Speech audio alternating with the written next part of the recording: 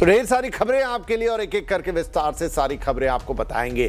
पहले नंबर पर है लोकसभा से खबर। लोकसभा में आखिरकार एंटी पेपर लीक बिल पर चर्चा शुरू हो गई है। कठोर प्रावधानों वाले इस बिल को कल केंद्रीय मंत्री जितेंद्र सिंह ने लोकसभा में पेश किया था। आज उन्होंने लोकसभा में इस बिल पर सरकार की तरफ से चर्चा की शुरुआत की।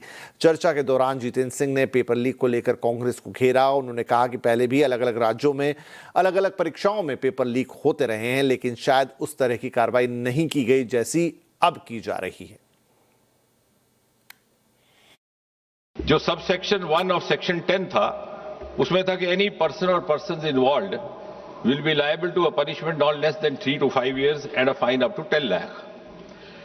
आज ये जो अमेंडमेंट लाया जा रहा है, इसके तहत the same duration of imprisonment has been made not less than 5 to 10 years and fine up to 50 lakh. मजबूत थी, there was fine up to 1 crore in the 24 act, उसको बढ़ा करके अब 5 crore किया जा रहा है। इसके साथ साथ the recovery of the proportional cost of exam, और सबसे महत्वपूर्ण कि 2024 के कानून में यह भी लिखित था कि the provider will be board from conducting any exam for the next 4 years।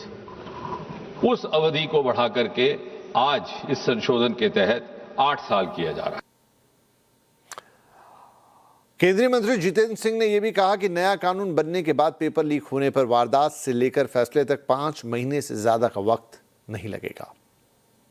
जो सब सेक्शन 1 ऑफ सेक्शन 10 था, उसमें था कि एनी पर्सन और persons involved will be liable to a punishment not less than 3 to 5 years and a fine up to 10 lakh.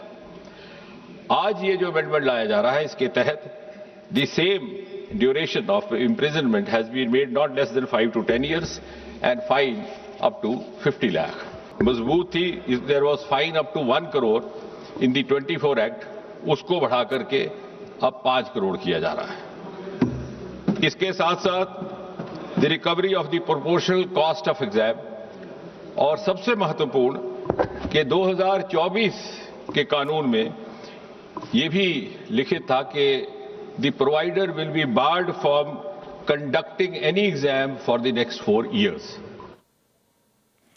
इधर चर्चा में कांग्रेस की तरफ से गौरव गोगोई ने मोर्चा संभाला। गोगोई ने सरकार पर हमला बोलते हुए कहा कि यह बिल सिर्फ दिखावे का बिल है।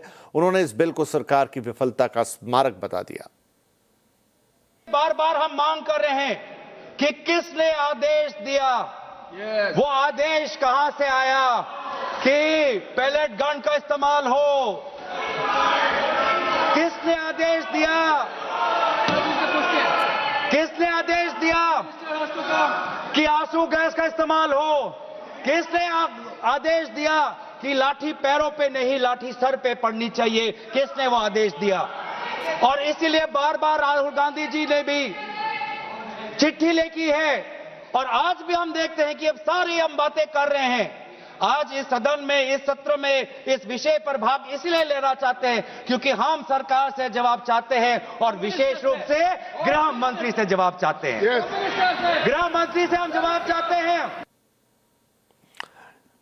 वहीं समाजवादी पार्टी के अखिलेश यादव ने भी सरकार को घेरा। उन्होंने कहा कि जो चढ़ावा नहीं बचा सके वो पेपर लीक कैसे बचाएंगे। एक प्रधान जी को हटा करके प्रधानमंत्री बचा लिया आपने। किस कानून को, जो कानून पहले बनाया उसी कानून का संशोधन करके लेकर आए हैं। किसकी आंखों में आप धूल झोंक रहे हैं? और अगर कानून से बच रहा होता तो भाजपा की 10 साल की सरकार में 20 परीक्षाएं कैसे लीक हो गई? आप अकाउंटेबिलिटी को ये कहीं समझ बैठे हो कि अकाउंट को भर दे वो एबिलिटी वाला ही हमें चाहिए, कहीं वो अकाउंटेबिलिटी तो नहीं है। आप बताइए, एनटीए को आउटसोर्स किया हुआ है आपने। आपकी नीयत साफ नहीं है, और जिस समय आपकी नीयत साफ होगी तो परीक्षा भी साफ हो जाएगी। और हमारे साथी जो कुछ और बातें उठा रहे हैं, आज मौका नहीं है, आज मौका नहीं है, लेकिन आपको भगवान भी माफ नहीं करेंगे क्योंकि आप चढ़ावा चोरी में शामिल हुए हैं।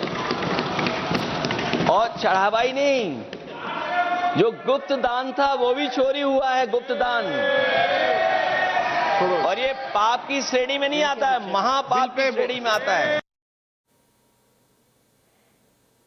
बीजेपी सांसद बांसुरी स्वराज ने बिल पर चर्चा के दौरान बोलते हुए कहा कि anti paper leak bill PM Modi की सरकार की संवेदनशीलता का प्रमाण है। अध्यक्ष जी, ये एक ट्रांसफॉर्मेटिव अमेंडमेंट है।